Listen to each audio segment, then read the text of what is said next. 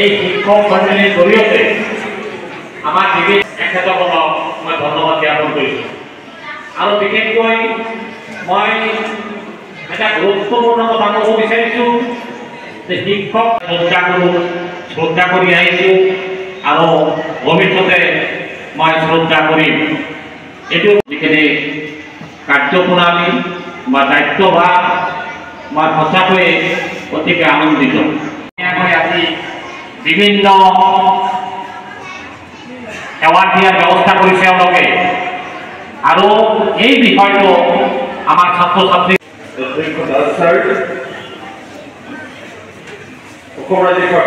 আমাৰ বঙাইগাঁও মহকুমা প্ৰাথমিক শিক্ষক সন্মিলনীৰ ষষ্ঠদশ দ্বিবাৰ্ষিক অধিৱেশন আমি বীৰঝৰা উচ্চতৰ মাধ্যমিক বিদ্যালয়ত দিনজোৰা কাৰ্যসূচীৰে অনুষ্ঠিত কৰিছোঁ।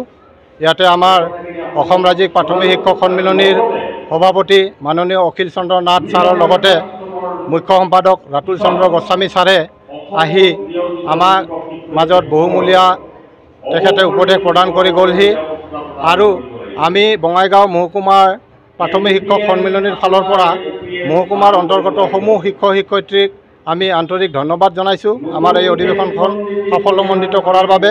আৰু আমি আজি বিগত শিক্ষাবৰ্ষত যি আমি উত্তৰণ বৃত্তি পৰীক্ষা অনুষ্ঠিত কৰিছিলোঁ, সেই বৃত্তি পৰীক্ষাত সুখ্যাতিৰে উত্তীৰ্ণ হোৱা প্ৰায় বঙাইগাঁও মহকুমাৰ ৭৩গৰাকী ছাত্ৰ ছাত্ৰীসকলকো তেখেতসকলক আমি বৃত্তিৰ ধন তথা কিছু সংখ্যকে পুৰস্কাৰ পাব বা চাৰ্টিফিকেট পাব, সেইখিনি আমি আজিৰ এই সভাতে প্ৰদান কৰিবলৈ পাই আমি শিক্ষক সমাজে নথৈ আনন্দিত হৈছোঁ। আৰু এই চকতে আমাৰ মৰমৰ ছাত্ৰী ছাত্ৰীসকল যাতে বিগত আগন্তুক দিনবিলাকতো আগবাঢ়ি যায় তাকেই কামনা কৰিছোঁ।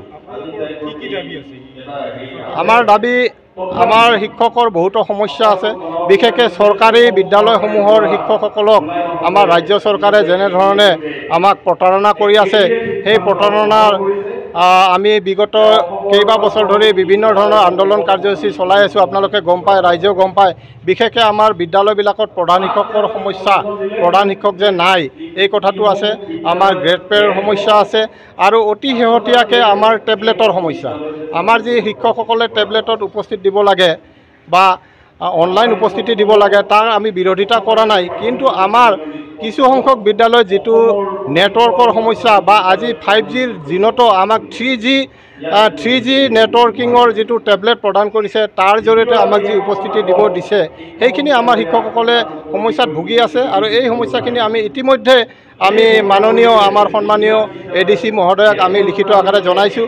আৰু বিশেষকৈ বিদ্যালয়ৰ যিটো সময়, এই সময়খিনিও আমাৰ যথেষ্ট খেলি মেলি আছে। গতিকে এই সম্পৰ্কে স্পষ্ট নিৰ্দেশনা দিয়াৰ বাবেও আমি ইতিমধ্যে মাননীয় আমাৰ ADC মহোদয়ক আমি লিখিত আকাৰে জনাইছিলোঁ। এই কথাখিনিও আমি আজি শিক্ষকসকলক জনাইছোঁ।